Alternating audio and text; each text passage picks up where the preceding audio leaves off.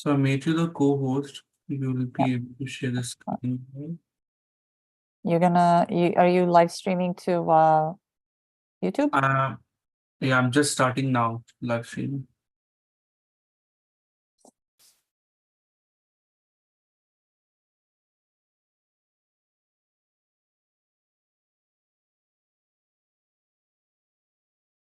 Do you want me to start letting people in? So your audio is cutting. I didn't get that. I said, do you want me to let people in? Sure, if you want to, yeah. Because it's already 7. Okay, let's give it 2 more minutes.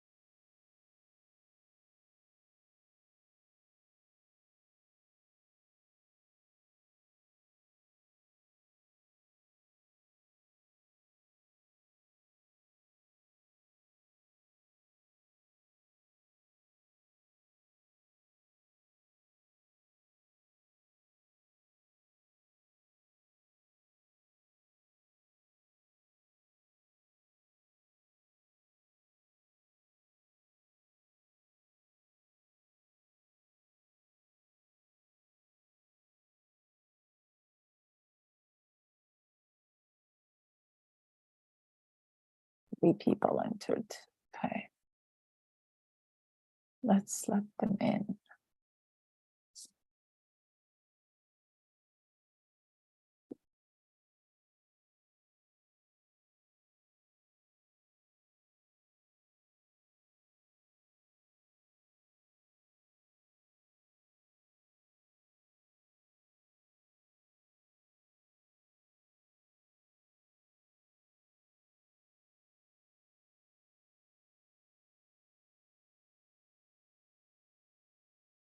Mary is here.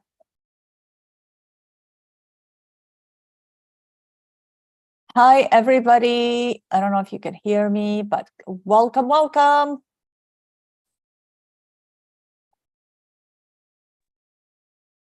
Yes, I can hear you. Perfect. Week number 5, everybody. Week number 5. Hi, Mary. Hi, Simone. Week number 5. What's good, everybody? It's December, the month of the holidays. All right. I'm going to ask you all to keep yourselves on mute. Make sure that we are perfect so that we are not disrupting anybody else from hearing. How's everybody? First week of December. Is it the first week? It is the first week, right? It's only the 7th. Yeah, well, last week was officially the first week because it was December 1st, but yeah, officially the first week. All right, today we're going to talk about blood sugar. We're going to give a couple more minutes for people to join. I'm just going to set up my, actually, we're going to do a little intro because Anu has to have a word with you girls.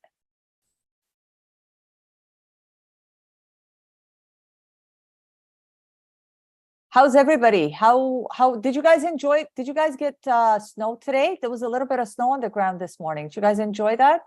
It finally feels like it's winter. But then it got kind of warm and it was sun. So you guys have to be careful out there. Don't fall.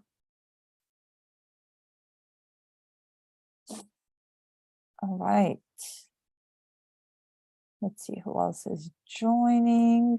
There we go. Sunny. Hi, Sunny.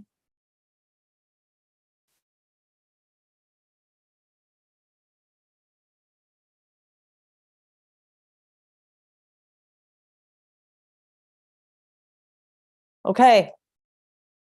1 more minute. My phone and my laptop are still off on the time.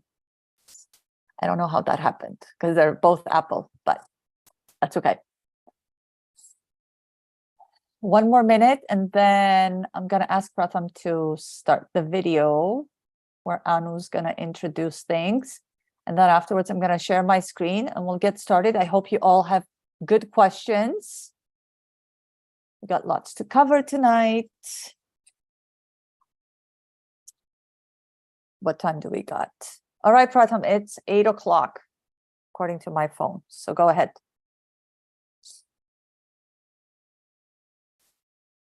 There's Anu. Can you guys hear?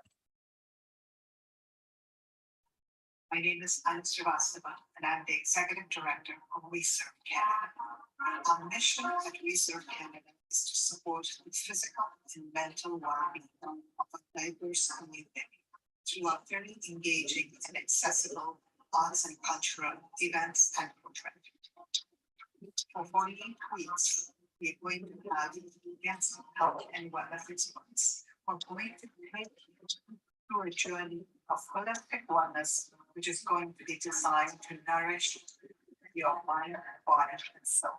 Starting with yoga and then moving on to arts, music, and touch. Throughout the program, you'll be joined by older adults online from across Canada, and you'll be guided by some very amazing instructors who are all renowned professionals in their respective fields.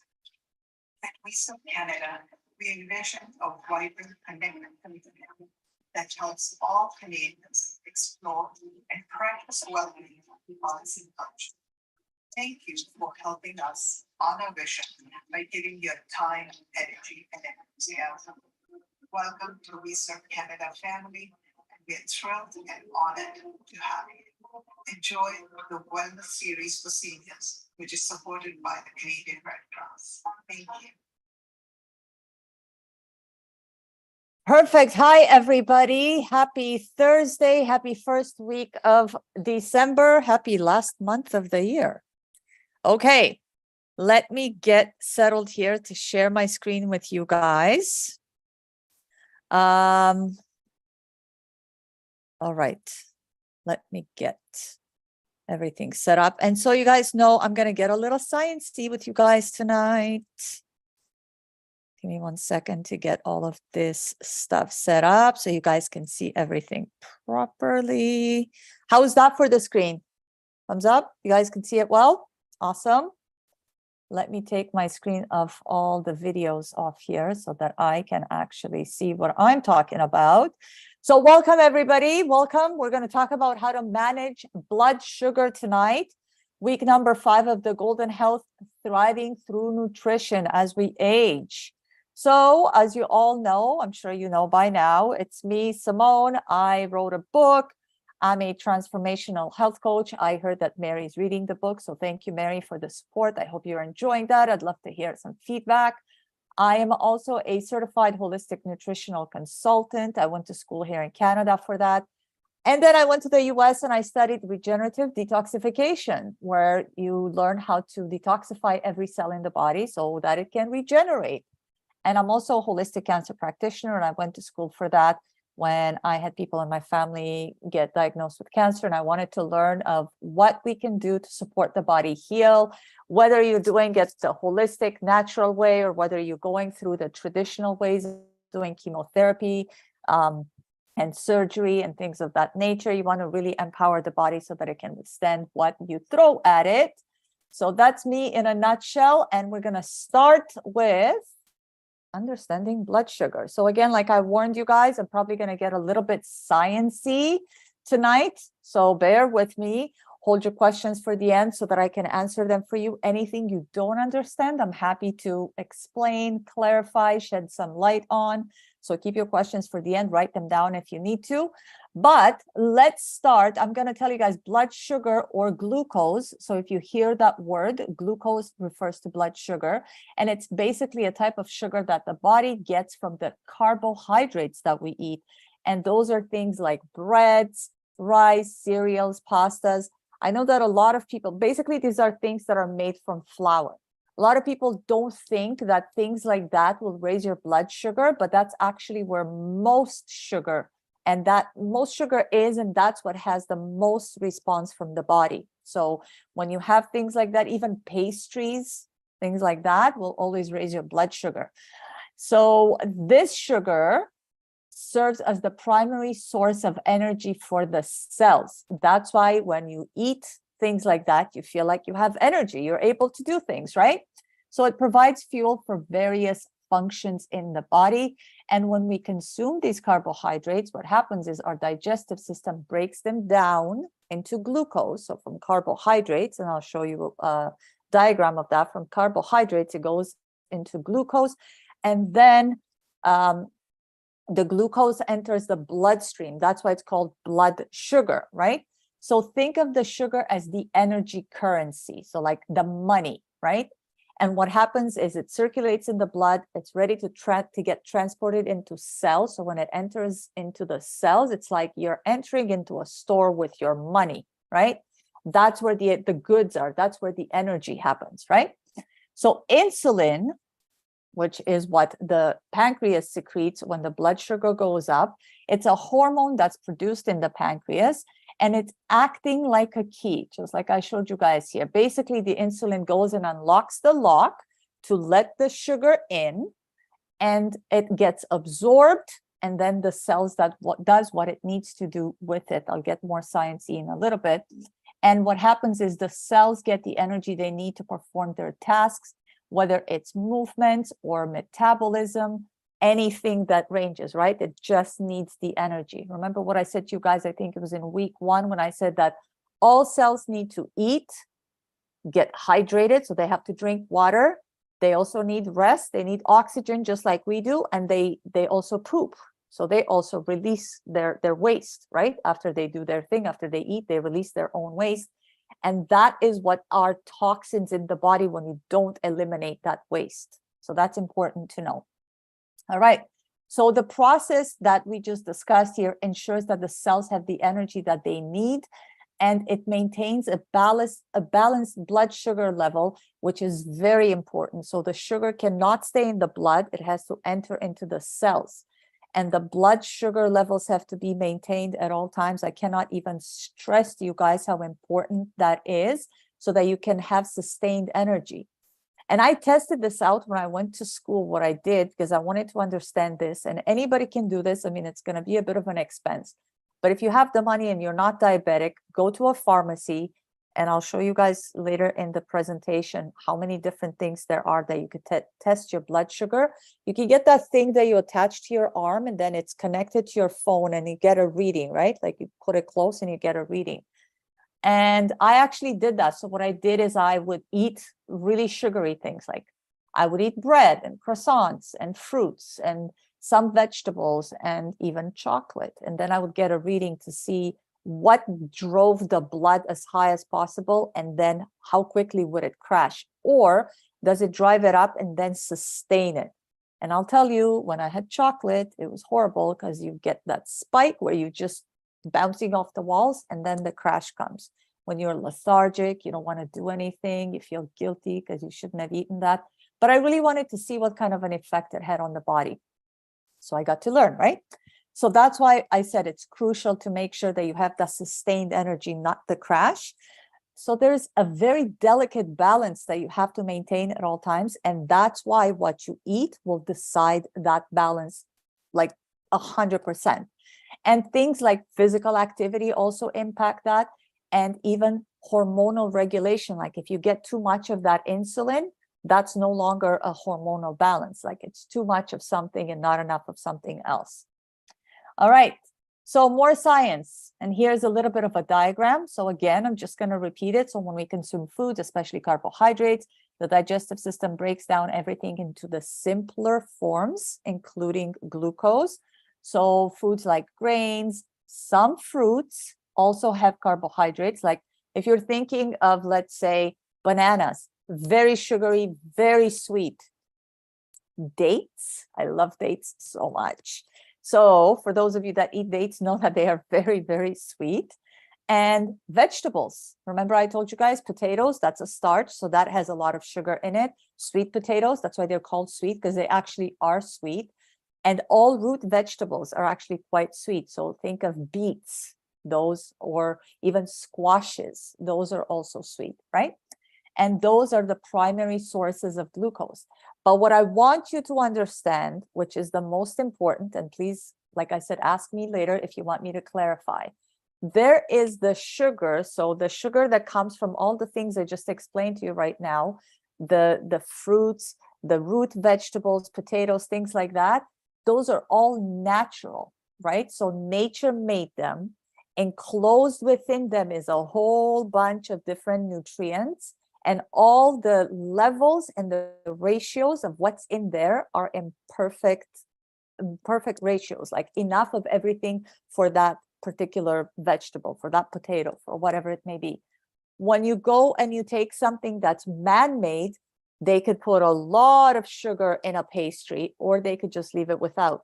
But it's still, because it has grains in it, like flour, it'll still spike up. So imagine if you're going to use flour. So like, let's say you take a bagel or a piece of bread, a slice of bread, and then you put jam on it. So it's like sugar with sugar on top.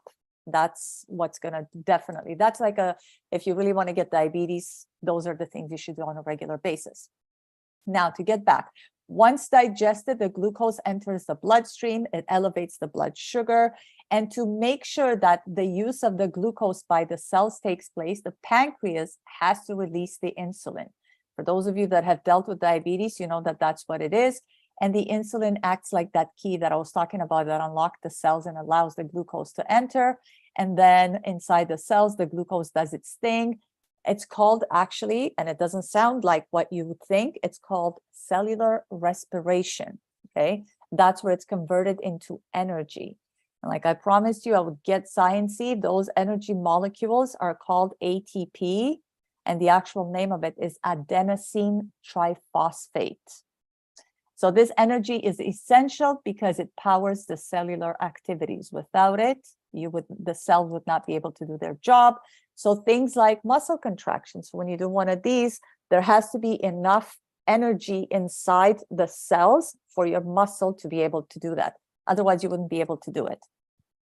That's why when you see some people that are super sick and they're bedridden and they have no energy, it means that they don't have anything inside the cells for the cells to be able to perform, right?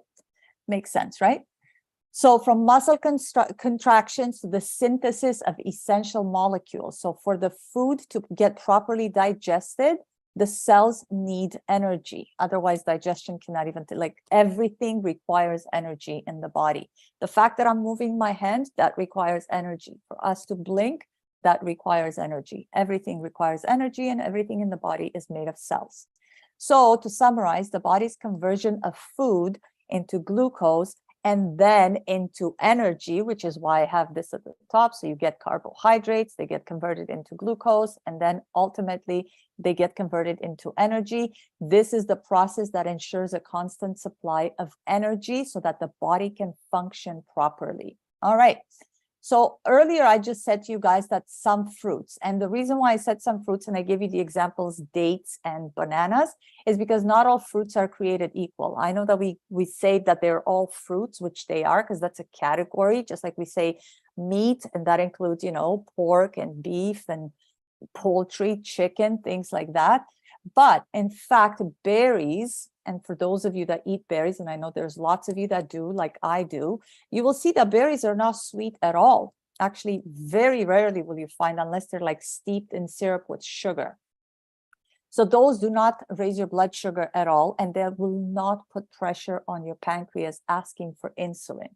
So if there's not a lot of sugar in those berries, there's not going to be any requirement for the pancreas to give insulin to open the cells for the sugar to go in. So those are the safest. If you have to maintain blood sugar levels properly, because throughout the day, we all eat other things that raise our blood sugar. And in fact, most of the time when we eat, there are few things that do not raise blood sugar, things like fats. So if you eat an avocado, like I said, get that thing, put it on your arm and just play around. Have an avocado and check how much did your blood sugar go up. And then leave that, let your body go back to its natural state, and then have a big bowl of oatmeal. And then check. You will see the blood sugar is way, way up. And I did this with somebody once. Now let's look at what the medical news said today about glucose in fruits and what the National Institute of Health has to say about how much insulin is needed in fruits. So here, do all fruits have glucose? Fruits contain two types of sugar. So two, fructose and glucose. Fructose comes from the word fruit, right? Fructose. Os, anything with an os at the end means sugar. So the proportions of each vary, but most fruits are about half glucose and half fructose. Glucose raises blood sugar, okay? So the body must use the insulin to metabolize it, to get it into the cells. Like I was telling you, that's the key to unlock. But fructose, so this is very important for you guys to know. Fructose does not raise blood sugar. And I wanted you guys to see this. This is from medical news today, because a lot of times you see that people say, oh, all fruits have sugar. That is not true. Not all fruits have sugar. Like I was telling you, berries are very safe. They have fructose, but they're not going to raise your blood sugar and they're not going to require insulin. Okay. Now, fructose stimulates only modest insulin secretion and does not require the presence of insulin to enter the cells. So like I was telling you guys, it doesn't go knocking on the pancreas to say, hey, I need to get into that cell, but I don't have the key. Give me the key. That doesn't happen. That's why fruits are very, very safe. But also, they also give you, like if you're going to eat the actual fruit, you're going to get the fiber. And it's the fiber that keeps the blood sugar level. So here's the thing. And again, for those of you that can go and get the thing to check your blood sugar, do this test. Get a banana and eat it. Check your blood sugar. Let the blood sugar come down. Your body has done its thing. Then take that same banana and put it in a blender, even if you put it in a blender with water, a little bit of water. So just mash it up and then take it and eat it. You will see your blood sugar. I guarantee you this because I did the test. Your blood sugar will go a lot higher because all of a sudden you have destroyed the fibers of the fiber, like the way that it's held together. So all of a sudden blood sugar rushes because it says this thing is not intact. Okay, so you could try that. But avidly taken up by the hepatic cells, so hepatic means by the liver cells, fructose is rapidly converted to fructose 1-phosphate. Again, I promised you I would get sciencey, and bypasses the early rate limiting steps of glucose metabolism. And this is from the National Institute of Health. I want you guys to know that I'm getting these from really good sources. It's not just somebody's opinion, it's actual science. So remember, fructose does not raise blood sugar. So for those of you that are worried or that are diabetic or have, borderline, you're like pre-diabetic, fruits are your friends. And the ones that have almost no sugar, like berries. So anything that works in berry. So you could do blackberry, strawberry, raspberry, blueberry, anything that ends in a berry, even actually gooseberry, goldenberry, those are more rare, but those ones have the least amount of sugar, so they're not going to affect you that much. Those are the best ones to have. And the darker they are in color, like especially if you look at blueberries, blackberries, raspberries, the color is what actually makes them so good. All right. Let's talk about monitoring blood sugar levels, because that's what we all must do. So we should do that regularly, okay? It's actually critical. It's a critical aspect of managing health, especially as we age, because as you can imagine, as we age, we've already damaged a lot. We've had a lot of time on earth to do damage to our systems and our pancreas, like asking for constant supply of insulin. So as we age, the body's ability to regulate the blood sugar levels actually changes, and it increases the risk of conditions like the famous diabetes. And like I was telling you guys in an earlier session, remember, The type diabetes number 3, which is the one for the brain, is because the brain has to produce its own insulin. And if you damage that by constantly putting it under stress, that's going to lead to cognitive dysfunction, Alzheimer's, dementia, things like that. So you have to be very, very careful. And sugar is actually more addictive than cocaine. Literally, it's more addictive than cocaine. That's why a lot of people struggle with it. And you hear people saying, oh, I have a sweet tooth. Well, it's an addiction, really. And this is why we always chase after it. And every single time you have that craving, it's because you've gotten your body addicted. And ask people who smoke. It's the same thing. They have a craving for a cigarette. So it's exactly the same behavior. Now, if you monitor your blood sugar, what happens is it provides you, like the monitoring itself, like I was telling you guys when I was doing that thing, it provides valuable insights into how your body, your own body with its unique biochemistry, processes the glucose from the foods that you eat. That's why it's very important that you do things for your own body, because everybody's different, right? You cannot look at something that says that a 20-year-old who's never dealt with anything is going to, her body or his body is going to process things in exactly the same way as somebody who's diabetic, has problems with the pancreas, has insulin sensitivity, or doesn't have insulin sensitivity. Things of that nature all play a role. So it's important that you work with your body in particular. And for seniors, this process becomes even more crucial because imbalances in blood sugar can impact overall well-being that have impact in other areas of life, right? So regular monitoring allows you to work with healthcare providers to detect changes early that can actually help you see if you're at risk for things like diabetes. You prevent or manage conditions like diabetes. So if you know, because you're constantly monitoring, they can tell you like, hey, you're actually pre-diabetic. You should make sure that you manage your blood sugar, so watch what you eat. But if you don't check it and you think you're okay, and all of a sudden one day you go to the doctor a year later and they tell you, oh, you're diabetic, you have diabetes. Had you actually monitored before, you would see that you're kind of getting close and you could pull back so you don't go into a full diagnosis. So if you understand and manage blood sugar levels, you can make informed decisions about your diet, about your lifestyle. And there's many things, just so you guys know, diabetes is very easy to reverse. If you change lifestyle and diet, diabetes will be gone. I can guarantee you that. So this proactive approach only supports your blood sugar control, but it also contributes to overall health quality and quality of life as you get older. Remember what I told you guys, diabetes leads to vision impairment and blindness and amputations of legs if you have like ulcers in your feet, things like that. So you have to be very, very careful. Diabetes is a terrible thing, especially if you leave it unattended. All right. So monitoring methods, like I was showing you guys, this is what I did.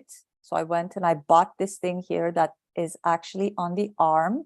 We'll talk a little bit about that. You can also do it the old-fashioned way where you have to prick yourself and you have to put this thing directly on the blood. The blood is absorbed into the machine and it gives you a reading. Okay, so those are glucose meters. So glucose meters are portable devices and they're designed for at-home use so that you could do that at home by yourself. You don't have to go to the doctor all the time.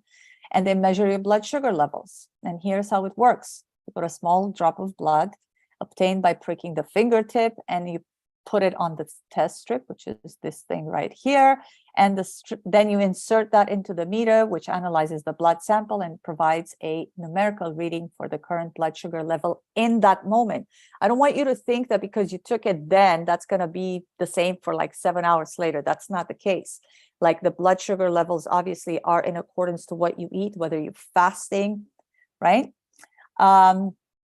Frequency. Okay, so typically you have to use it several times a day, especially before and after meals, because like I said, that fluctuation takes place. You want to track the variations in blood sugar throughout the day, because if you see that your blood sugar stays elevated throughout the day when it's actually supposed to come down, well, then you know you should go see a doctor because you're going towards diabetes or some sort of a blood sugar dysglycemia, which is glycemic means sugar. This means that it's in a state of disorder. And the benefits is because it offers immediate results and it allows you to adjust it adjust your meals, adjust what you do. For example, if you go for a walk, and again, this thing was such a fun thing for me to test things out.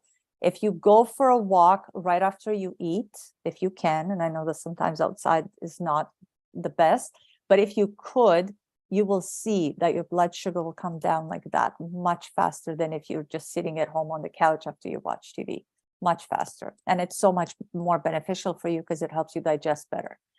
So we also have the continuous glucose monitoring, which is this beautiful thing right here. And the way that it works is it's a wearable sensor, and it continuously measures your glucose level throughout the day, so you could check it constantly. And what happens is it actually has these things that go inside so that they have access to your blood, right? Because that's what they're testing.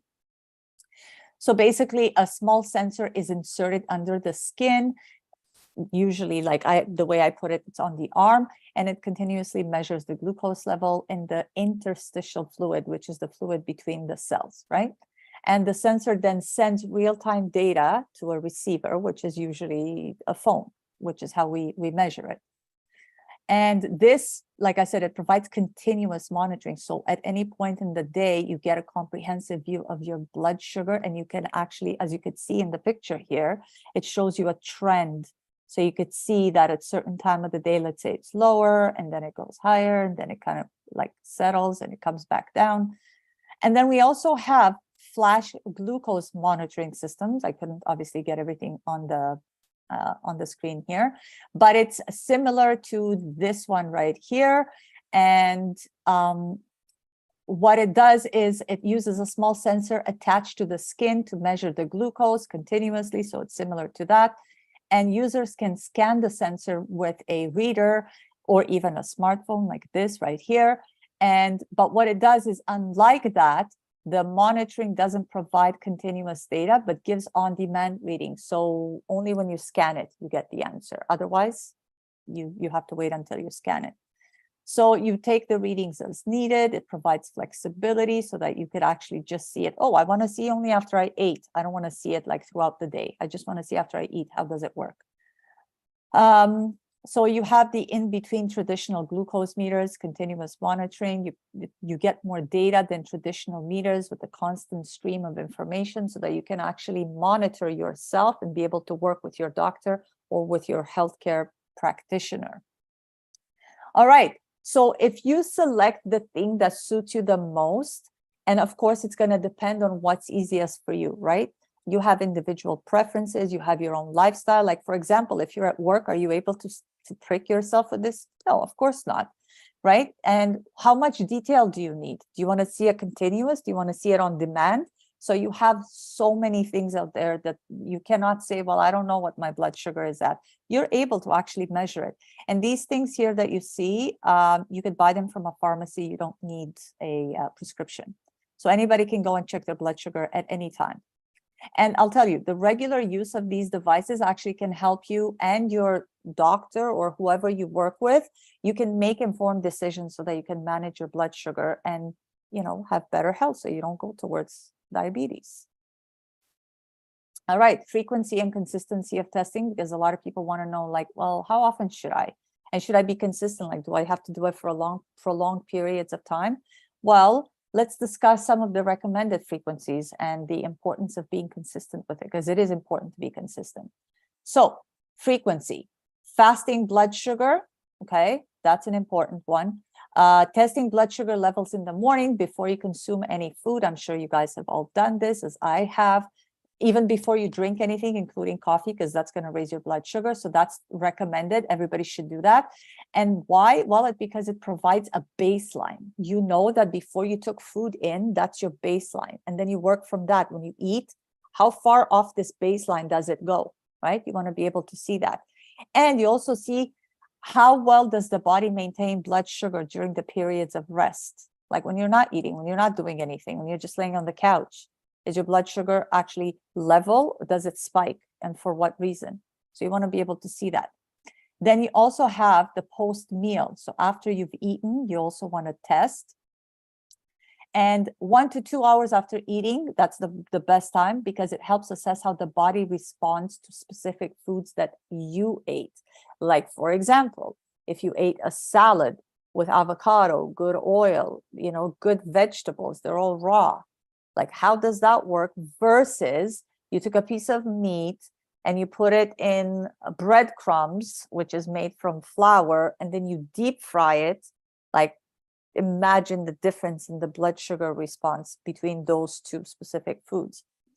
And how frequently? Well, 1 to 2 hours, like I said. And this actually reflects the impact of the choices you make, right? Like if you're going to eat fruit, or if you're going to eat a salad, or if you're going to eat bread. And let me tell you guys, because I told you my dad actually, so he ended up having cancer, but I remember he used to eat, I kid you not, he had such an addiction to sugar his whole life. He used to take white bread right here in North America. He used to put sugar on it.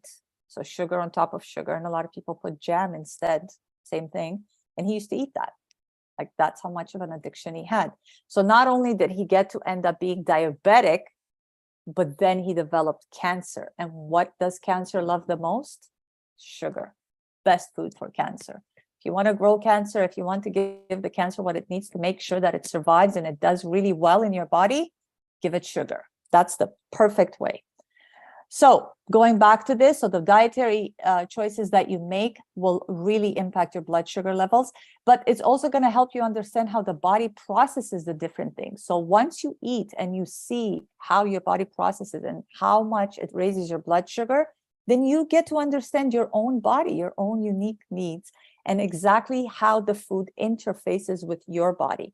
Because, for example, if I run every day and I eat a bagel, it's not going to impact me the same way as somebody who is, let's say, 60 pounds overweight, who never goes to the gym, never goes for a walk, and is at home on the couch the whole day. Vastly different. So that's what I mean. You get to know your body very intimately, and you get to see how the foods that you choose get to impact you. And then you also have the daily monitoring, right? So you obviously, the name implies you do that daily. So you test multiple times a day, especially before and after meals. You get to see the fluctuations. And this is common for those actively managing their blood sugar. So if you're afraid that you're going to be pre-diabetic or diabetic, then this is the thing that you should do multiple times a day, especially before and after meals, so you could see how your foods affect you. And then periodic A1C testing. And this is something that I'm going to ask my doctor to actually test for me, because I'm curious to see where I'm at right now. And this, what it does is it provides an average of your blood sugar levels over the past 2-3 months. Your blood keeps track. Yes, it does. And this is typically conducted every 3 to 6 months, because if it takes a 3-month average, then every 3 months, you're going to get to see, okay, in this 3 months, I was pretty good with my diet, but then in these 3 months, it was the holidays and I did not really keep consistent with my diet. So here's the difference. Then you get to see, right? So basically, this test offers a more extended perspective on how your blood sugar is affected by what you eat. And it helps assess overall management, like how effectively are you managing your blood sugar? Now, let's talk about the importance of being consistent with it, because otherwise, if it's all over the place, you're just going to get an all over the place reading and you're not going to know what means what. So consistency allows you to have patterns, and patterns are so important. Okay, regular testing at consistent times. So if you're going to do it every week, do it every Saturday morning fasted. That's a pattern, right? And you get to see. And it helps you identify the patterns and how your blood sugar levels are according to that pattern. And it helps you understand how factors like meals, exercise, medication, how those impact your blood sugar. And it helps you with informed decision making, right? And consistent testing supports informed decisions, because regular and consistent testing empowers you to make adjustments to your diet, to your activity levels, to the medication based on real-time data. For example, if you see that you eat before bed and your blood sugar goes up and you can't sleep, then, oh my God, then you know, okay, I consistently eat before I go to bed late at night.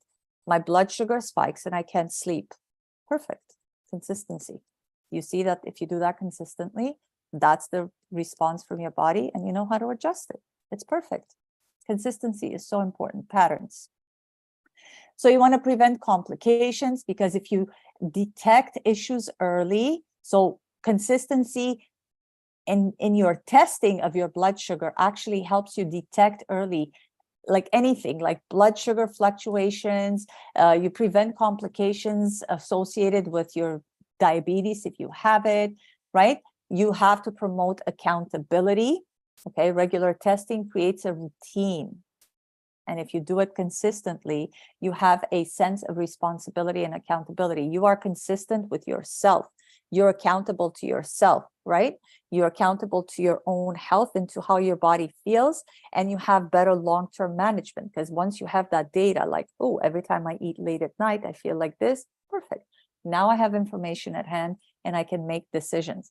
So consistent blood sugar testing is actually the best thing at managing blood sugar levels and how your body responds to it. So if you do the recommended testing consistently, because consistency is most important, you want to have those patterns, you gain valuable insights, and then you can make decisions to say, well, I'm not going to eat at that hour anymore. I eat at 8:30 and I go to bed at 9. Well, I'm not going to eat that close to my bedtime. I'm going to make a decision because I have data, so I can make an informed decision. I'm going to eat at 6 o'clock and then go to bed. And by the way, that's pretty much how far away from your bedtime you should eat. You should eat about 3 hours. Your body has the time to digest. Your blood sugar goes up, then it kind of levels, and then your body doesn't have to process food anymore. You could go to sleep and sleep soundly. So blood sugar control, frequency and consistency of testing, so important. Like I told you guys, when I was doing that test, when I had that thing on my arm, not only did I have fun with it, but I learned so much, because everything you learn from a book is nothing related to how, because that book doesn't talk about your body and your hormones and where you are. It doesn't know that you're 48 years old or 25 or 69. It doesn't know any of that. So it's important that you're consistent with it for yourself. All right, next up, my computer is actually a little slow. Blood sugar ranges. And I'm sure you're wondering, what's the best blood sugar range? Like, where should I be? What's healthy? What's safe? What's risky? So let's talk about some of the target ranges. When you're doing blood sugar fasting, so when you're testing, the normal range for that is 70 to 100 milligrams per deciliter. And those of you that are pre-diabetic or diabetic, you know these numbers, because that's where you should be. If you're in the diabetes range, it's anything above 126 milligrams per deciliter, and that means that you're diabetic. So as you could see, it's nothing more than about 26 over this 100, right? If you're going to be testing post-meal, so right after you ate, you do a test, your normal range that you take after 2 hours of eating, it should be below 140. So from here, which is normal, you ate, it should go to about, 130, 140, below 140 for sure. If you're going to be in a diabetic range, you are going to be consistently above 200. So one time I tested this on somebody, and it was like in the morning, he wanted to have oatmeal. He had oatmeal, and I just left him to it. And I saw he put in his bowl of oatmeal 2 tablespoons of honey, so that's sugar. Then he added some blueberries, and then he added some granola. So that's a lot of sugar. This was post-meal. We waited a couple of hours. This number, so of course, I should say that the post-meal number was at 225. So that's like 100% diabetes. So everybody should test, because you want to see, well, okay, I just ate this and this is the number that I got. But if I ate this, this is the number that I got. Like, eat a piece of bread, see what you get. Eat a piece of meat or a piece of fish with some broccoli or some vegetables and see what number you get. Then eat some blueberries and see the number that you get. It'll give you so much information so that you could see, because that's how you can manage it best. If you're going to do that test that I told you guys, that gives you the 3-month range, which is A1C testing, the normal range should be below 5.7%. Okay, that's normal. Everybody would be considered normal if you're underneath that, right? But if you're pre-diabetic, you will see that you're going to be at the borderline, 5.7 up to 6.4. And if you're full-on diabetic, 6.5 and over, and some people are like up in the 9s, like terrible numbers.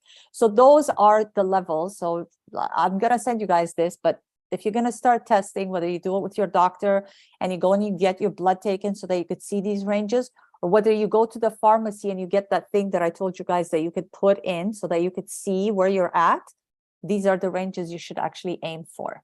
And you could take this to your doctor and say, hey, are these the ranges? You will see. All right, personalized guidance. When you work in collaboration with your healthcare professionals, whoever they may be, whether you work with a dietitian, a nutritionist, your doctor, a nurse, whoever it may be, that's the key to navigating your blood sugar concerns, okay? Because a lot of people are concerned because you don't want to end up with diabetes. Remember what I told you, and that's a precursor to many things, cancer included. So your healthcare team, including, like I said, doctors, nutritionists, specialists, whoever, they bring expertise, much like I was giving to you guys tonight, your ranges. They're able to keep an eye on the numbers, and they give you explanations, right? And they're able to tailor the approach that you have. They're able to guide you. Okay, you should eat less of this and more of that if you want to manage, eat sugar better at this like time of the day than at this time of the day. Are you exercising? Are you able to go for a walk after every meal? Maybe not at night when it's dark outside and it's not as safe, but it's certainly okay to do it after you have breakfast. Even if you're at the office, just go for a 10-minute walk, even around the office. If you're working, if not, go outside, go to the backyard, whatever it may be. So these people are able to work with your unique needs. Like they'll be able to say, okay, you're at home, you're retired, you don't have an office to walk around with, you have friends, are you part of a community? They know your unique situations. So if you do regular check-ins with them and you have the communication open and you're honest with them to say, I ate a little too much last night and now my blood sugar is really high and this is how I felt, they'll be able to adjust things so that you can actually get that back on track, manage it properly, and ensure that it aligns with the lifestyle and your goal. Like if you want to say, okay, over the next 3 months, I want to bring my blood sugar down to this, those people are going to be able to develop a plan of action for you so that you could get that down. So you don't have to worry that very soon you're going to see your doctor and they're going to say, yeah, you're diabetic. You don't want that. So if you're on this journey alone and none of it makes sense to you because you don't know the ranges and you don't know what it means and you don't know what the A1C is and over how long of a period of time in accordance to how much you ate and whether you eat late at night, you can achieve better blood sugar control and your overall well-being if you're going to like work with somebody, talk to somebody that actually understands this. So reach out to your healthcare professional. You could reach out to me so that you can get the support and the guidance that you deserve. If you guys saw last night, I asked Mary about her T3 levels, and I'm going to answer her in the group chat because I really wanted to address exactly how those things are, and I'll be discussing that. It's obviously out of scope tonight because this is about blood sugar and that's about thyroid hormone, completely different things. But I'm going to be addressing that tonight. So please reach out to me if you guys have any questions. Now, I wanted to hear a personal experience. So you guys can unmute each other, whoever it may be. I wanted to hear about whoever wants to share about their blood sugar. Who's got a problem with their blood sugar? How did you find out? Did you do testing? What are you doing to manage it? Who wants to say anything? Well, I have blood sugar. Okay, Parthi, tell me. And well, I have been having it from about 5 to 7 years now, I think. Okay, what level is it at? I'm not a big person, like a sweet eater, but I'm not sure how I became diabetic because nobody in my family, like my parents, my grandparents, nobody was diabetic. Okay, But I could tell you how. And then one day when I went to my doctor and he sent me for blood test, and then he told me your sugar level is like a pre-diabetic. Mm-hmm. So you're at the border there. So I was on metformin. Mm-hmm. And then later on, it kept either being below 6 or it would go up to 7. kept for a couple of years like that. Mhm. So I wasn't eating any sweets at all, no pastries, no bread, no sweets, nothing. But still, after 2 years, when my blood sugar had gone up again, Mhm. so he had to change my medication. And so now I am quite high, like around 8, you know. Yep, that's quite high. Did Yeah. you, so you guys had, in your culture, you had Diwali. Did you eat lots of sweets? Because I know that's typically I what you guys don't have. even touch sweets. No sweets? No, I don't touch sweets at all. My favorites, I don't like certain fruits, but my favorite is orange, which I Okay. eat, not too often, but I eat it.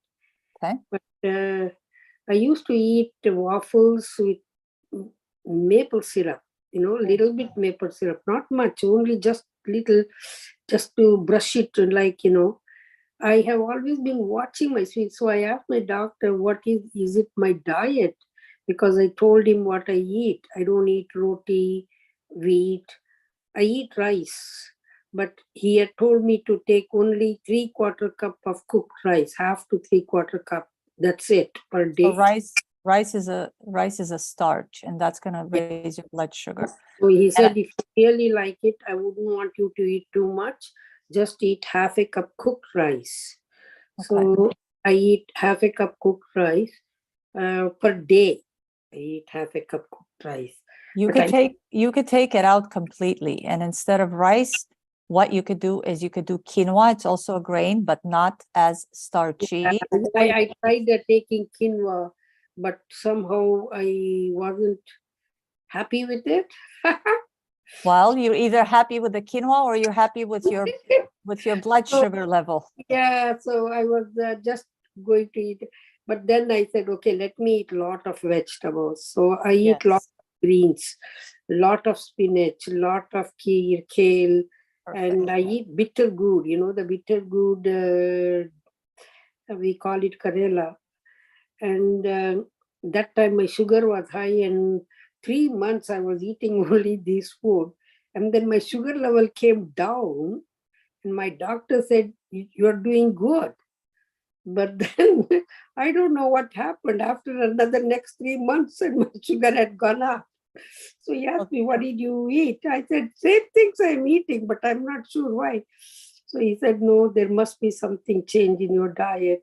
But I couldn't figure out what it could be, because occasionally when I go to the temple or go to somebody's house, I would eat something. Maybe those things were affecting. I had no idea. So I'll But- tell you, Parthi, what a lot of people do, and they don't realize that it raises their blood sugar. If you put cream or milk in your coffee No, or in don't your drink tea, coffee. I don't drink coffee, tea. No. if you put, a lot of people put sugar straight into their coffee or their tea. So sugar is I something don't that do they that. put. A lot of people will, even stress will raise your blood sugar. Coffee black will raise your blood sugar. So some people think, or if sometimes people drink juices in the morning. Oh, I have orange juice. Well, and orange also, I would recommend for you that instead of orange, eat just berries. Go get yourself blueberries and eat that every day instead. That. So if you went through a very seriously stressful situation in that time after you did the greens and it was great, let's say something, knock on wood, happens in your family, it's stressful, your blood sugar is going to go up. The last 1 year, I have been having health issues one after the other. I fell and broke my wrist. Took me That's 3 months to stress. get Yeah. better. And as soon as my wrist got better, I got COVID. That 5 weeks of it really was bad. And then when I finished COVID, I had the flu. Yep, And there you then go. now I am having sciatica, and my left side is completely out. I can't even walk. So the whole year I have been like a roller coaster, one after the other. And now the sugar level has gone up because I'm worried about this. I'm worried about, all kinds of nonsense. Yeah, so that's a lot of stress on the body. Nonsense because I can't get rid of it. Well, that's a lot of stress on the body. There you go. And another thing, medications will also raise your blood sugar. Some people that take, and I'll tell you what happens in the supplement industry. A lot of supplements that are made by certain companies, in order to get people to take them, especially even kids, medications, supplements, they put sugar, they hide sugar in there because it's much easier to take that because it tastes better than if it's bitter or salty or bland or it doesn't have any kind of, but here's what you could do. Berberine, much better than metformin. So that's something that you could do. Chromium is going to manage your blood sugar. That's another supplement you could take. Chromium will help balance your blood sugar. But I am on metformin, you know. Yes. So like basically you are forcing the body, like what metformin does, it doesn't go and fix the problem. It just forces the blood sugar down. Right? Yeah. So you want to make sure you fix the problem. You don't force the blood sugar down. It's like saying, well, every day I'm going to eat bananas and I'm going to take metformin because it's going to take the blood sugar down. No, stop eating bananas. Take the problem away. So you have to sit with somebody, identify your lifestyle, identify your diet, and then figure out, because you could be eating things that you don't even know. Like the rice, for example, that's going to raise your blood sugar for sure, 100%. Okay. For everybody, not just for you, for everybody. That would be for everybody. That's a starch. Even exercise, the lack of it is going to be a very big factor. See, that is the big factor for me because this whole year, because my hand was fractured, I was trying to walk, but my wrist was starting to hurt the other hand because one hand was useless and the other hand using the stick and walking, my wrist started getting pain in the, you know, like a carpal tunnel pain, like that. So I was having a little issue with walking. Then came COVID and no walking. Then came sciatica, no walking. Everybody went through these things, right? Like COVID affected everybody, but you could still go outside and go for a walk by yourself alone if you want to be safe from other people. It's important that you get movement, because what happens is the liver and the muscles actually store their own sugar. And if you do exercise and the blood, and the muscles get rid of their sugar, then there's space for the sugar to go into. That's why it's important after you eat. That's what my doctor for a walk. said too. That's what my doctor said. I told him what I eat, all the things. Like I eat a lot of berries, and I told you I take 1 tablespoon cottage cheese with it. But I eat spinach and lettuce and arugula, you know, all those greens. And I told him I eat a lot of this, you know, bulgur wheat, and couscous.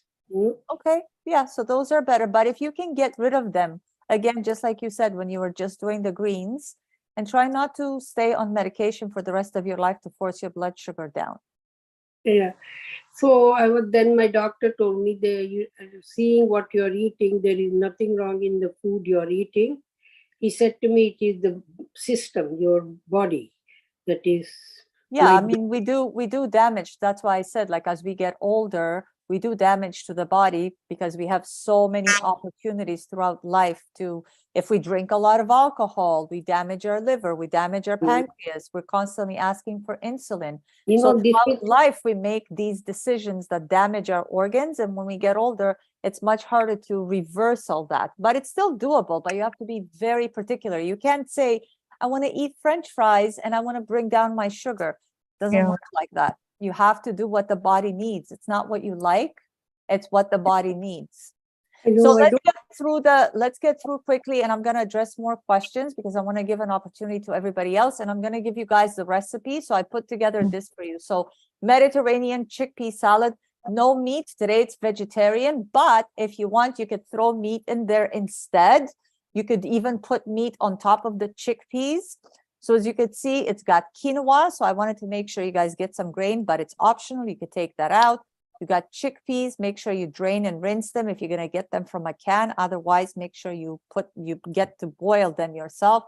And make sure that, rinse the water, make sure that they're properly boiled sufficiently, or even soak them.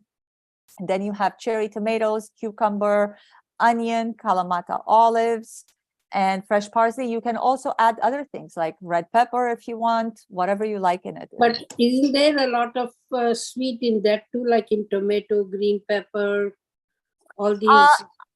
Even if you were to do meat, let's say if you were to take a piece of chicken or a piece of fish and a piece of broccoli, your blood sugar would still go up when you Mhm. eat. Your body's going to ask for insulin because everything is made of carbon. However, no, this is actually it's got a lot of fiber, so it's the fiber that's going to keep things level, right? Okay. For the dressing, I put there extra virgin olive oil, so really good fat, some wine vinegar, but you can put another type of vinegar. You can even put just lemon. You got Dijon mustard so that it's actually tasty. You got some garlic, which is great, anti-cancer, and salt and pepper. And like I said, you could add grilled chicken breast, you could add tofu, you could add and marinate that, make sure marinated, olive oil, lemon juice, herbs, things like that. You could add a piece of fish, you could add a can of tuna if you have anything like that, or even can of salmon. So you're going to prepare your quinoa, then you're going to make the dressing, add it all, put it all together, put it in a bowl, mix it, and then consume it. And I just wanted to tell you some of the nutritional benefits so you guys are aware. For the whole grains, you got quinoa that provides you with complex carbohydrates and fiber. It's going to sustain your energy for a long time. You got your chickpeas, which is protein, which is plant-based protein. Or even if you're going to do grilled chicken or tofu, that's going to give you the protein that you're looking for. You got your healthy fats. So you got olive oil and the olives, which contribute to heart-healthy monosaturated fats. I'm actually putting together the presentation on fats. I'm going to talk to you guys about that soon. Then you got your vegetables. So you got colorful array of vegetables, which gives you the vitamins, the minerals, and the antioxidants. You got your flavors. So as you can see, you got proteins, you got fats, you got grains. It's a really good balanced meal that gives you everything. It's fresh. So there's nothing that's like deep fried or processed. It's a lot of, and I don't know if I told you guys, it's a lot of like one single ingredient things put together. So the meal, like chickpeas, is like it just comes as chickpeas. Like it's not refined, it's not changed from its natural source. Cucumber, you take it the way Mother Nature made it, you chop it up, you put it in your salad. The same thing with the cherry tomatoes. Mother Nature makes the cherry tomatoes, you take them, you cut them. So it's one single ingredient. There's not a whole bunch of things put together with flavorings and artificial dyes and any of that. So you put all those together, that's a really good balanced meal, and it's natural and it's whole, right? And let me tell you about a little bit, because I wanted to, just like you said, Prati, right now about the blood sugar.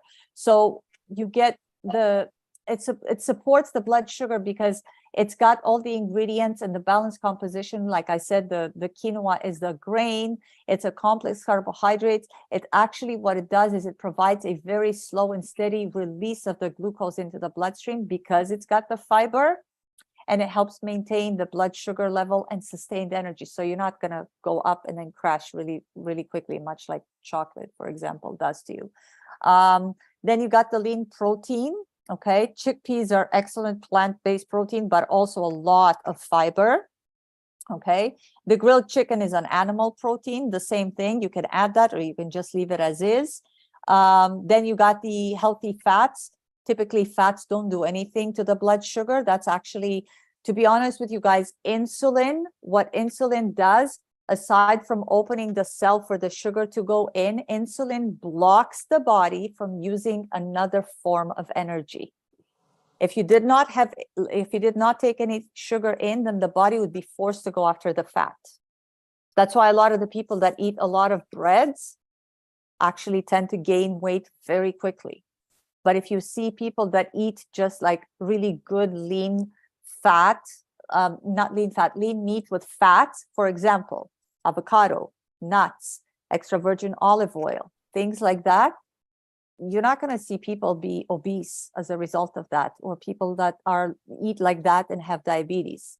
Diabetes is typically people that eat a lot of sugar. So sugar is the culprit, not fat.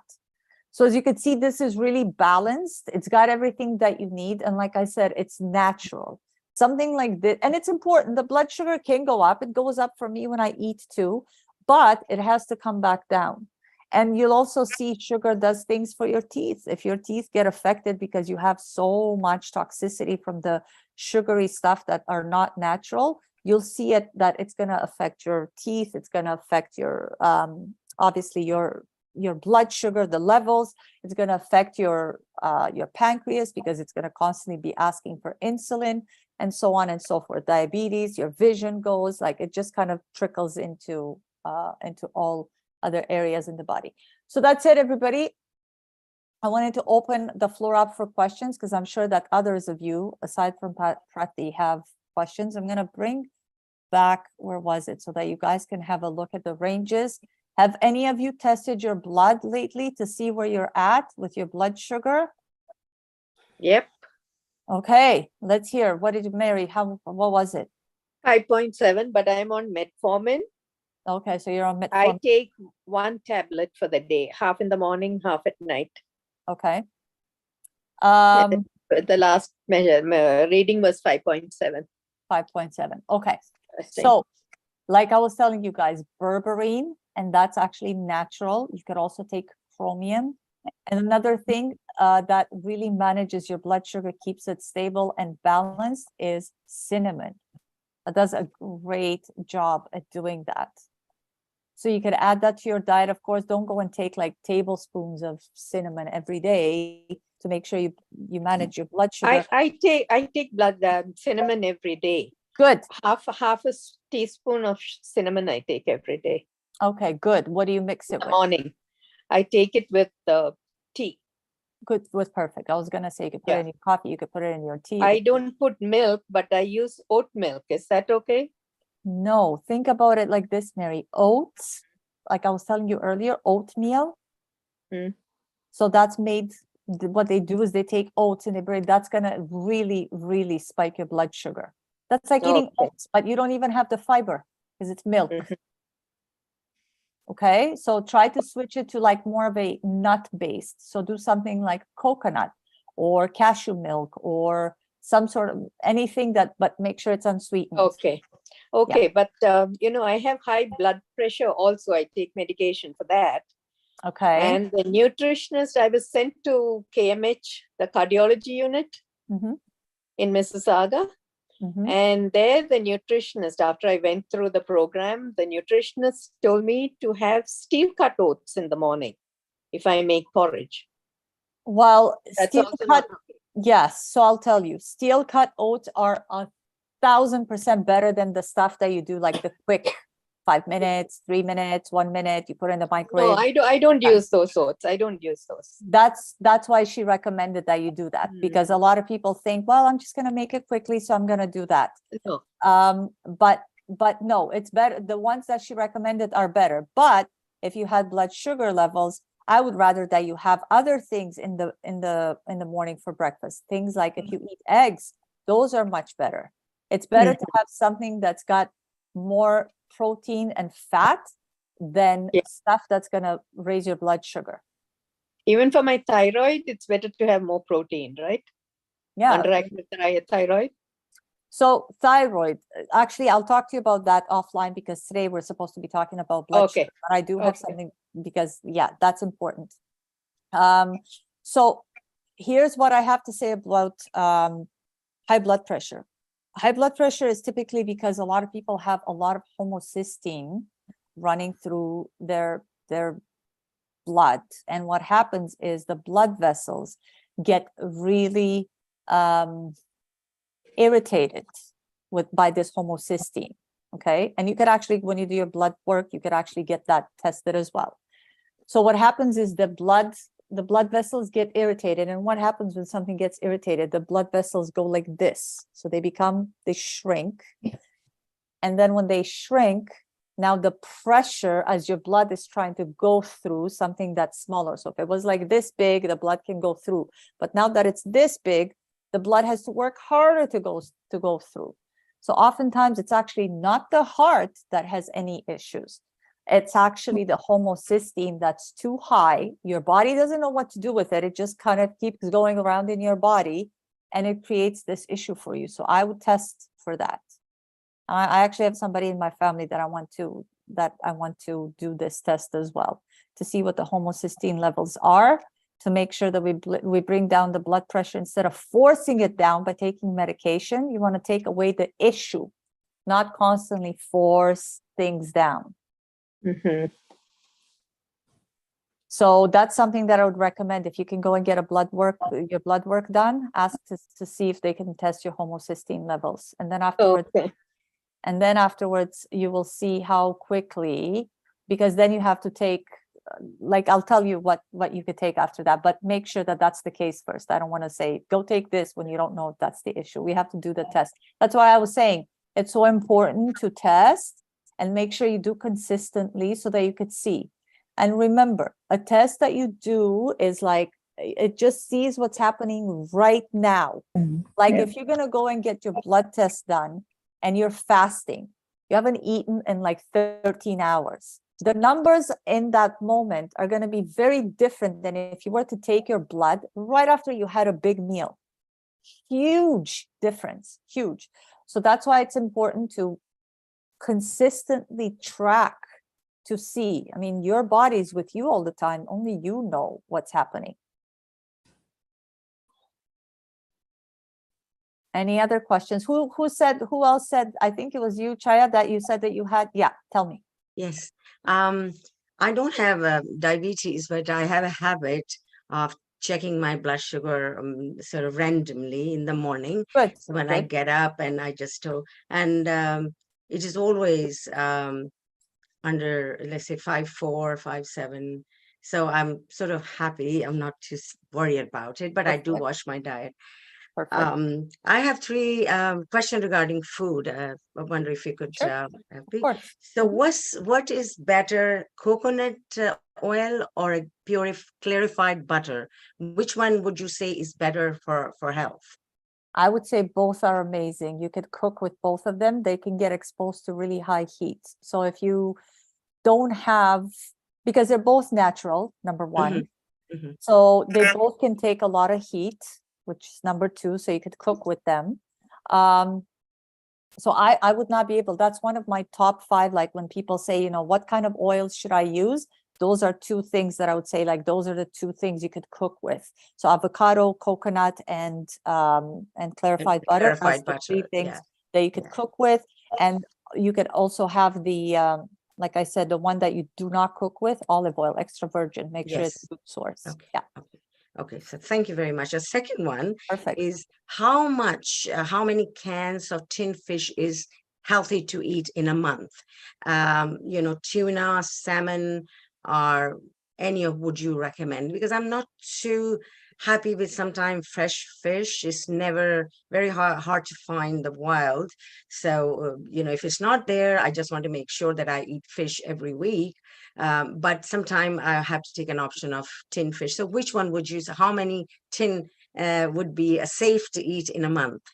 Okay, so here's the deal, especially with tuna, very high in mercury. As you guys know, like on the Pacific side, we had a whole bunch of things that happened, Fukushima and all that stuff. So a lot of stuff went into the ocean, all the fish absorbed it. And then afterwards, when we catch the fish, that stuff is inside them. When we consume it, it goes into our body. So I would always say, and I consume tuna, sometimes tin fish, but only once in a while. So I would say don't eat it on a consistent basis. I will always say wild caught, organic would always be best. So when you go shopping, go and check, because a lot of times it has to say on the thing that it's farmed. So if it comes from a farm, it means that they are inside a pool that's man-made. They don't have access to the natural salt or the natural sea vegetables that they like to eat. So the meat, and you could actually see it if you look at wild caught. If you go to a fish store, if you look at wild caught and farmed, even the color of the meat is so different. Yeah. So tin, yeah, like and also the lining of the cans, that kind of stuff leaches in. And I'll tell you guys, all of these things actually accumulate in the brain. The metals accumulate in the brain. So those are the people that have memory issues. Those are the people that will have dementia, Alzheimer's, all those metals in the brain that need to be detoxified. So only when you need to, Chaya, like not all the time. Like let's say you haven't gotten fish Once a month. once a month. Once That a month. Okay. yeah, that sounds That's good. what, yeah. Okay. Okay. My third question is, can you explain the difference between fructose, corn syrup, and glucose syrup? Now, if these ingredients are mentioned in a cookies, so I always look, and if it's there, I just put it aside. So fructose, you said is not bad for you, coming from the fruit, I think, is that what you said? Only from the fruit itself. Or That's the correct. fruit cell. So Yep. if they are in a cookies and all that, I think I avoid, but once in a while, if I'm somewhere, somebody offering, I'm not checking the ingredients, so I would eat it, but they are bad. Okay, so here's how I look at it. So fructose, when it comes straight from the fruit, is okay because it's natural. And remember what I said, a fruit, let me see, because I have one here that I could show you guys. So inside this fruit, there is its own sugar, but there's also so many other things. There's obviously the fiber, there's vitamins, there's minerals, there's like so many things, and they're inside the peel. You have to take it out. So nature made it just perfect. It's got its own ratios. When you're gonna see things that are put in something that's man-made, then it's like, well, what's the ratio of that? Like, for example, somebody can make a batch of cookies and they could put 1 tablespoon of sugar in a big batch, or they could put 10 tablespoons of sugar. So now you have so much sugar. Like nature has the proper proportions. Oftentimes people are like, well, I really like it sweet, so I'm just going to put more. And they put a lot of sugar in it. So corn syrup is the absolute worst of the worst things that anybody could consume. I mean, the worst. I don't even have words that can describe how bad it is. And a lot of times, the reason why you see it in so many things is because it's very cheap. I mean, it's very cheap for these companies to get that versus to get like the really good stuff, right? So stay away. If you ever look on any, and everybody should, whenever you buy things nowadays, you have to look on the labels. I think I sent you guys all how to read a label. Always look for the list of ingredients. If you see corn syrup in it, do not buy it, do not eat it, ever. What I do, for example, and even then that's like stretching it, like for example, during the holidays, if I go over to a friend's house and she said, oh, I made cake or I made cookies, I know that she made it just now, it's fresh. She didn't put corn syrup because it's not easy to find that, number one. Number two, if it's homemade, it's made then and there, it doesn't sit on a shelf for 3 months. It doesn't have preservatives that you're putting in to make sure that thing doesn't spoil. It doesn't have chemicals. It doesn't have like colors to make it look attractive, which are typically chemical based. So whenever somebody makes something homemade, like if I came to your house and you made cookies, I will trust that you put better stuff than the store would, especially in these commercial made kitchens, right? So I indulge in things like that. But if you're going to go somewhere and you're going to see that there's corn syrup, do not eat it, do not ingest it, do not buy it. Especially like, for example, if you look at the candy, I remember my kids used to love it. And I'm like, oh, M&Ms and Skittles. Did you guys see the colors? Green, blue, yellow, pink. Yeah. Like that is not from nature. Yeah. And even you guys, one more thing, because I like it, but you have to be very careful with it. Red velvet cake. Okay. So red velvet cake now commercially, if you buy it, the red is actually chemically based. It's not, but originally the first person that made a red velvet cake put that dye from beets. That was from beet juice. The sweetness was from beets. Now, because it like everybody loves it and everybody loved it and everybody was like, oh, I love red velvet cake. Okay, so now because they want to sell it, they take the color, they put a food coloring in it, and it's like, oh, okay, it's red velvet cake. No, like if you're going to make it from scratch at home, you use beets the way you're supposed to, the natural way, so much better for you, right? Because it's a naturally occurring thing. So yeah, definitely no corn syrup ever. One last question. Sorry. Absolutely. One last trick. So always when you read a label, look at the first 3 things The first three things on a list of ingredients, and there shouldn't be that many. Sometimes you look and there's like 27 things. The list is very long and you cannot even pronounce most of them. The first three things is what's most in that thing. So if you see corn syrup or sugar in the first three things, 4, even 5 out of 27, it means there's a lot of that in the product. Great. Sorry, go Great. ahead, ask the Okay, question. thank you. Just last question about the blood sugar. My old doctor, I recently changed my family doctor, and my old doctor used to give me prescribe this strips for the blood test. Yeah. So the new one. So when I finished with the old one, so I said I want. She said you don't need it. She wouldn't give it to me. So it means I have to buy it, and those are quite expensive. But I'm just wondering because my blood sugar is fine and everything, but I still watch because my sister, my father, they had, diabetes. So I'm always concerned, it never know when it starts showing up. So I just wanted to do that. So that's a little bit of disappointing. Yeah, as you could see, a lot of the things right now in the healthcare, despite the fact that it's free, a lot of things have now become like they're not covered. Like they moved a lot of services off the free and now they're out of pocket. So you have to pay for them. So this is another good incentive, everybody, why you should actually keep your health for as long as you can, because when you have to rely on the your doctors, and they have many patients, not just you, and they get overwhelmed, and they're people like the rest of us, and they have families, and they want to make sure that they take care of themselves as well. Yeah, it's important that you take the power in your own hands and you invest to make sure you stay as healthy as possible for as long as possible, because I hate to say it, but everybody cares the most about their family. Like your doctor is going to care about his or her mother before they care about you. So they're not as incentivized to care about their patients than they are with their own family. And that's normal for all of us. Very, yeah. And just wanted to tell you, I teach yoga. I teach with the city of Vaughan. That's amazing. So the last thing I do, I've been teaching for the last 30 years. And I'm a cancer survivor too, 25 years. God bless you. Yeah, thank you. So last thing I say to everybody in here, I say, hug yourself and say, I love myself. I said, we never say we love ourselves. Very we never true. hug ourselves. So I said, just do that. Thank you so much. I took so much time. Sorry. No, those were amazing questions. And I always appreciate them because everybody gets to learn. So thank you. No worries at all. Anybody else? And of course, Chaya, if you're not in the group, in the WhatsApp group, like join that so that if you have any other questions, I'm always happy to answer them. But you're doing amazing, especially because you keep tracking. That's important. Simone, just a question for you. I think I heard you say something like the muscles hold the sugar.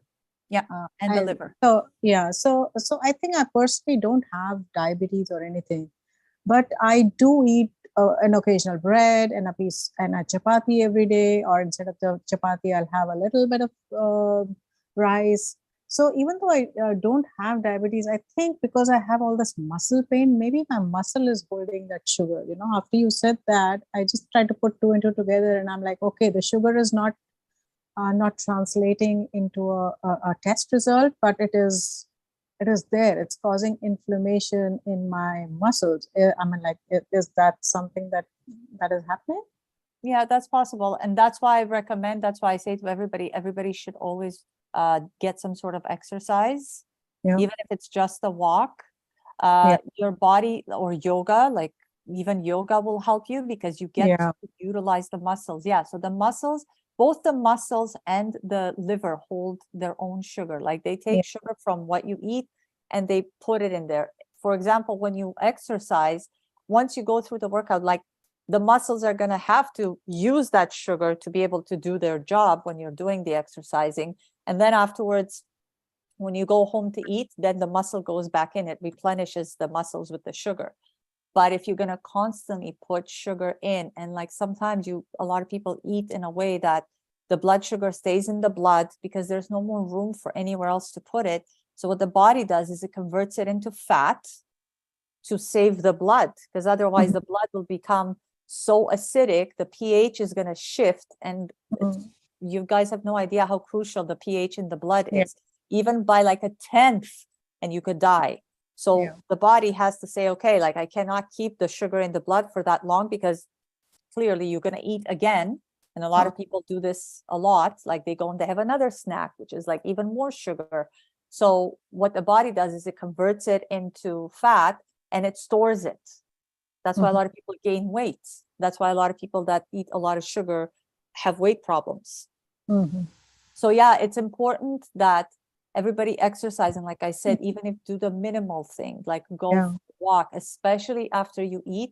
Like for Thanksgiving, if everybody, or Christmas even, if you eat a big meal, the best thing you could do for yourself, for your digestion, for your mental well-being, for your muscles, for your liver, for your whole body, is to go for a walk right after. Go for a 10-minute walk around the block, and then come back in the house and, do the rest of the evening. Mhm. Yeah. No, I do exercise and I do my yoga in the morning and I do my pranayam. But I was also thinking that I think what is missing is hydration has always been a Then problem. this is over. So maybe that is kind of, that Yeah. is the biggest issue that I face. And because of lack dehydration, I think everything else is kind of manifesting in its own way. Yeah, so So- hydration is also important, And especially I am doing your salt water for the last 6 days, and I'm finding a lot of benefits. So thank you so much for that. Yes, amazing. That's really Yeah. good. Yeah. So Yeah. if you're gonna get the charge, the proper charge in the cells, you guys will see it's a game changer. A lot of Yeah. people don't realize the importance of minerals. Those are so important. Yes. Thank you. But yeah, so just go for a walk every day, and especially after meals, Mhm. Any other questions for anybody? Of course, you could always put them if you're in the group. If not, then we can end. It's 9:23. Mhm. So we went way over time, but I appreciate you guys being here. Thank you so much. Can you talk about detoxifying food next time, maybe? Detoxing foods? Yeah. Sure. In a nutshell, and I could go in more detail, the best foods for detoxification, and of course, detoxification is good when you give a body a chance to eliminate instead of constantly taking things in. You got to press pause and let the body eliminate. And the best things to do for that is to fast.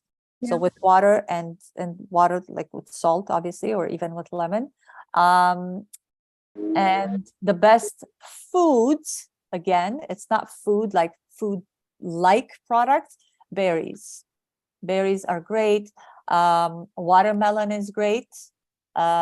Grapes are great because they actually cleanse, but it's good to do a blend of that with a little bit of fasting so that you can give the body a chance to get things out. That's why it's called detox, right? Mhm.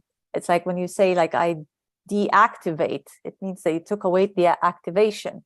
The same thing, you want to take away the toxins. So you have to let the body like not constantly process things. You have to just give it like take a rest and let the body do its thing to eliminate. So that's the best thing for detoxification. But you have to do it properly. You cannot go from eating deep fried foods 6 times a day. You're having lots of sugar for snacks or chips, or you drink pop or anything like that. And then you want to go to detox. No. That's too much for the body. You have to go through proper channels. So that's why it's important to work with somebody. But in a nutshell, those are the things you would do. What about detoxing the medicine, like the people take every day? Well, first you would have to stop taking the medicine, because otherwise you continue to put it into the body, but you cannot stop taking medications abruptly. That can be very dangerous. So you have to do what's called titration. So you have to very slowly decrease the dosages slowly until you eliminate it altogether. So that's the best way to do it. You could work with your doctor for that and make sure you always check to see if it's okay. I think I mentioned to you guys last time that the whole idea is for you to heal. If you're going to stay on a medication for 15 years, 20 years, 30 years, 10 years, 5, 6 months, and it hasn't done its job, then that means that medication is not doing what you're trying to get done. But oftentimes medications just address, and I'll give you guys an example, just address the symptoms. So here's the perfect example. If you remember, like if any of you have had kids or even for yourselves, you know, when people get a fever and they go and they take Tylenol. Yes. Okay, so then what happens is the Tylenol takes down the fever, it forces it. Okay, it's not natural because obviously it's, you take the medication from the outside, you force the fever down. And even on the package it says, or your doctors will say, okay, so every 4 hours. So the medication wears off and 4 hours later you have to take it again to bring the fever down again. So imagine you have an infection and that's what's causing the fever, right? Or you have a virus and that's what's causing the fever. Like when you get the flu, you know, you get the fever, right? So you take a medication, don't you have to get rid of the flu to be able to get rid of the fever? You cannot use medication to force something down. If you keep taking metformin to force down your blood sugar, it means that your diet, you're eating things that constantly bring your blood sugar up. So it's better to change the diet so you don't need the metformin. Because guys, remember, like medication, the liver goes through a lot of stress when you put so much medication in your body. And like, here's the number one thing. You guys should always check what are the side effects of the medications you take. Oftentimes they, like, if you look at some of the things on TV, sometimes like kidney disease, death even, some people die from it. Yeah. And just so you know, and you could go and fact check this, go online and do the research. The number 3 killer worldwide after cancer, I shouldn't put it in that order. The number 1 is heart disease. Number 2 is cancer. Number 3 is medications or errors from the doctors. They will give the wrong dosage or they will give the wrong medication and the patient can die. That's the number 3 killer. You can go and do the research and find it. So it's very important that you be careful with the medications you put in your body and always check what kind of an impact is it going to have on your body. Is it going to alter your hormones? Like you're not going to be able to have a baby anymore if you want to have a baby, or is it going to give you some sort of like, you know, kidney disease? Well, you need your kidneys. Would you want to take this to address this problem, but you take another problem in the meantime? So to detox the body from the medication, the number 1 thing is you'd obviously have to stop taking the medication so you don't keep bringing in the toxicity of the medication. And again, make sure you check with a doctor, do that safely and effectively. You have to go through a certain process. You slowly kind of cut down the dosage. You don't stop taking it altogether. And then afterwards, yes, there are protocols for how to get that toxicity out of the body and give the body a chance to eliminate. And you have to check what exactly is the medication. Where does that stuff get stored? Like I was saying about the tinned fish, like the cans, a lot of those heavy metals go in the brain. Those are very difficult to detox out. It's doable, but it's difficult. And you have to be very dedicated and you have to be very consistent. One thing that is really good, heavy metal detoxifiers are things like cilantro and parsley, those kind of herbs, turmeric, curcumin.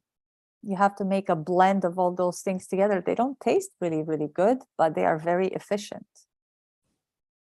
And the bitters for the liver, right? The liver like takes a lot of them, like the liver is a chemical factory and it takes in all the chemicals from the medications that you take.